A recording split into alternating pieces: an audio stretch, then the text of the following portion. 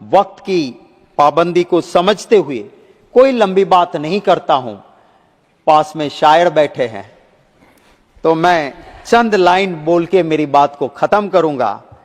कहां आंसुओं की ये सौगात होगी, कहां आंसुओं की ये सौगात होगी, नए लोग होंगे नई बात होगी। कहां आंसुओं की ये सौगात होगी, नए लोग होंगे नई बात होगी।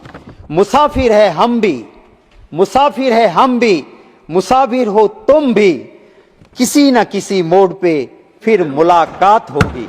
जिसके पास बहुत है और जिसके पास कम है, उन दोनों का फासला कम करो।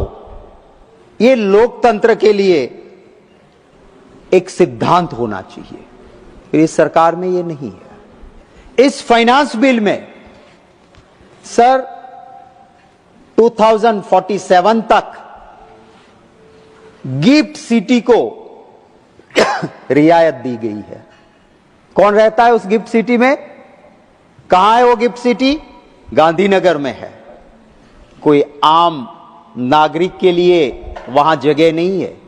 बड़े बड़े लोगों की, बड़े बड़े कॉरपोरेट्स की ऑफिस और उनकी जगह जहां गिफ्ट सिटी में है, इस सरकार उनको गिफ्ट दे रही है, उनको रियायत दे रही है। आपको किसान नहीं दिख रहा है, आपको महंगाई से परेशान वो हिंदुस्तानी नहीं दिख रहा है। मुझे कहते हुए दुख होता है कि 232 पेज के इस फाइनेंस बिल में एक जगह भी कहीं महिला के लिए कुछ भी नहीं है। महिला वित्त मंत्री होते हुए भी देश की महिला नहीं दिखती है, पर वो गिफ्ट सिटी दिखता है क्योंकि बड़े लोग हैं ना वहां पे, वो चंदा देने वाले हैं, वो आपको आपके हर हुक्म की तामील के लिए जो जरूरत है वो देने वाले लोग हैं, और इसलिए गिफ्ट सिटी को वहां फायदा मिला है। सर, गुजरात महात्मा गांधी जी की जन्मभूमि है, किसी और का नहीं। गुजरात गांधी का गुजरात है, और इसी गांधी के गुजरात में प्रोहिबिशन है, नशाबंदी है। पर गिफ्ट सिटी में सरकार ने स्पेशली छूट दी है कि गिफ्ट सिटी गांधीनगर में होते हुए भी आप वहां दारू पी सकते हो, गिफ्ट सिटी में प्रोहिबिशन नहीं। सर, यहां पे एक और रियायत दी गई है।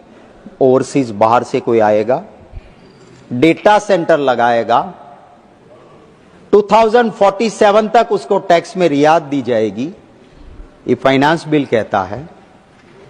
मेरा सीधा सवाल ये है कि क्यों आप ये कर रहे हो? क्या आपका टर्म्स एंड कंडीशन कहीं पे क्लियर नहीं है कि वो बाहर से आया हुआ जिसको आप रियायत देते हो, वो मेरे देश को, युवाओं को कितनी नौकरी देने वाला है, मेरे देश के लोगों को कितना फायदा होगा? संगठन में मेरे नेता राहुल गांधी जी के साथ में काम करता था। उसी मेरे नेता राहुल गांधी जी, श्रीमती सोनिया गांधी जी, श्री खड़गे साहब, वेणुगोपाल जी ने बिना मांगे मुझे राज्यसभा में यहां काम करने का मौका दिया। उनका भी मैं तहे दिल से धन्यवाद करता हूं। इस हाउस में चाहे मेरे बगल में बैठे भाई इमरान प्रतापगढ़ी हो या मेरे सामने बैठे हुए कई साथी हैं, यहां इस हाउस में आने के बाद 6 साल में पूरे देश में एक नया मेरा परिवार, नए एक साथी, नए लोगों से जुड़ने का मौका मिला। हां, कभी कॉम्प्लीमेंट्स भी मिले अक्रॉस पार्टी लाइन कि अच्छा बोले, कभी किसी ने टोका टोकी भी की, कभी किसी से नोक-झोंक भी हुई, पर आइडियोलॉजी के लिए और जनता के इश्यू के लिए लड़ता हूं, लड़ता रहूंगा। मेरे लिए हो सकता है कहीं मेरी आइडियोलॉजी लोगों के इश्यू के लिए आक्रोश से कभी कोई बात भी हुई होगी, पर मैंने मेरे उस गुजरात से राजनीतिक कारकिर्दी शुरू की थी। सर, लोकसभा के फर्स्ट स्पीकर मावलंकर जी जो महाराष्ट्र से थे, पर कर्मभूमि उनकी गुजरात थी, और उन्होंने गुजरात में मावलंकर ब्यूरो बनाया था।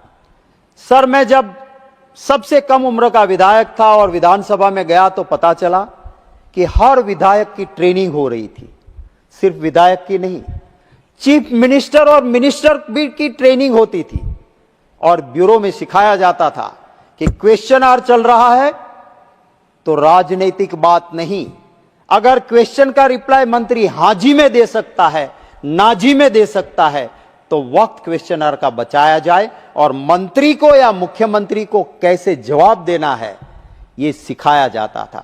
वो वही जो खुशी है कि इस राज्यसभा में आज भी कुछ ना के बराबर किस्सों को छोड़ दे तो आज वो परंपरा जीवंत है। यहां से कोई अच्छा बोलता है, वहां से समर्थन मिलता है, वहां कोई अच्छा बोलता है, यहां से समर्थन मिलता है, आइडियोलॉजिकल लड़ाई होती है।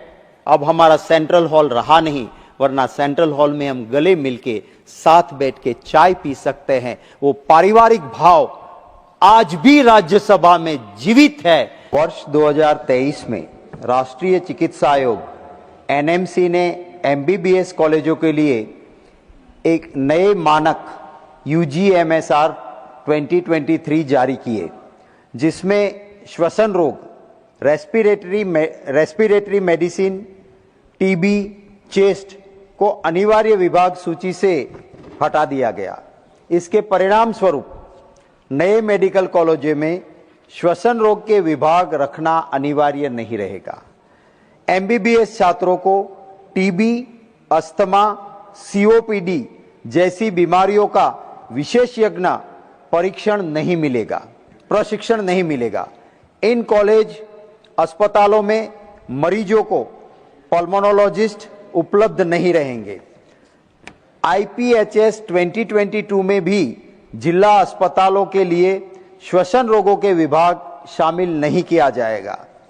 भारत की सबसे बड़ी संक्रामक बीमारी टीबी और सबसे आम पुरानी बीमारियों में अस्थमा और सीओपीडी का इलाज करने वाला विभाग को शिक्षा और सरकारी अस्पतालों दोनों से हटा दिया गया है।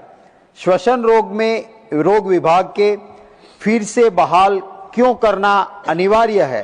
क्योंकि 1. भारत में दुनिया में सबसे अधिक टीबी रोगी है। जो विभाग टीबी का निदान और उपचार करता है, उसे हटाना माननीय प्रधानमंत्री जी की टीबी उन्मूलन योजना 2025 लक्ष्य को सीधा कमजोर करता है। 2. श्वसन रोग, अस्थमा, सीओपीडी, आईएलडी, फेफड़ों का कैंसर, स्लीप एपीनिया, ओपीडी और भर्ती के सबसे प्रमुख कारणों में से एक है। इनका उपचार विशेषज्ञ चिकित्सक द्वारा होना चाहिए, सामान्य चिकित्सक द्वारा नहीं। 3. नए मेडिकल कॉलेजों में विशेषकर ग्रामीण एवं छोटे शहरों में श्वसन रोगों की कोई सुविधा नहीं है।